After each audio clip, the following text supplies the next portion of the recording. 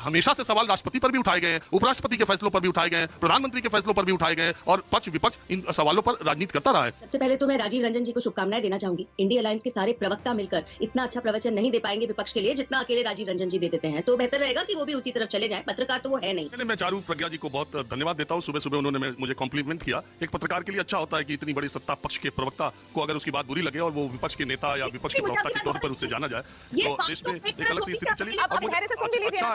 मैं आपके कॉम्प्लीमेंट को सहर्ष स्वीकार करता हूँ। पत्रकार को ये तारीफ लगने लगे कि वो विपक्ष के जैसी बातें कर रहा है, तो आप समझ ही लीजिए। उपराष्ट्रपति के अपमान को मुद्दा बनाकर घूम रही भाजपा को राजीव रंजन ने दिखाया आईना, तो बीच शो बमक गई भाजपा प्रवक्ता। बीजेपी प्रवक्ताओं को ये आदत नहीं है कि कोई एंकर उनसे सवाल पूछे, उसकी हरकतों पर उसे घेर लें, बल्कि गोदी मीडिया में सब लोग भाजपा प्रवक्ता के साथ मिलकर विपक्ष के खिलाफ बैटिंग करते हैं। लेकिन कुछ पत्रकार ऐसे भी हैं जिन्होंने अपना जमीर का सौदा नहीं किया है, और जब वो सवाल पूछने लगे तो भाजपाइयों को मिर्ची लगना वाजिब है। जैसे मिमिक्री को मुद्दा बनाकर घूम रही भाजपा प्रवक्ता पर राजीव रंजन ने सवाल उठाया, तो भाजपाई प्रवक्ता को मिर्ची लग गई और वो राजीव रंजन को पत्रकारिता छोड़कर इंडिया गठबंधन ज्वाइन करने की सलाह देने लगी। तब राजीव रंजन ने जो कहा उसे आप भी सुन लीजिए।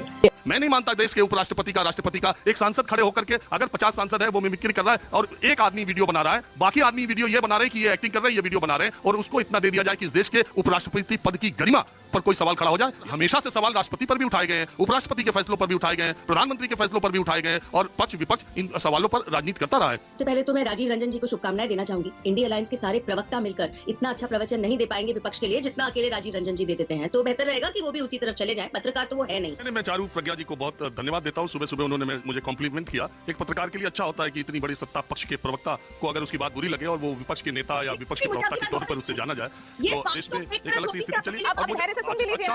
मैं आपके कॉम्प्लीमेंट को सहर्ष स्वीकार करता हूँ। पत्रकार को ये तारीफ लगने लगे कि वो विपक्ष के जैसी बातें कर रहा है, तो आप समझ ही लीजिए। तो देखा आपने कैसे सवाल पूछने वाले लोगों से भाजपाइयों को नानी याद आने लगती है। तो पूरी वीडियो पर क्या है आपकी राय, अपनी राय में कमेंट कर जरूर बताएं। हमारे चैनल को सब्सक्राइब करें, बेल आइकन बटन प्रेस करें ताकि देश विदेश से जुड़ी तमाम वायरल खबरों को हम आप तक पहुंचाते रहें।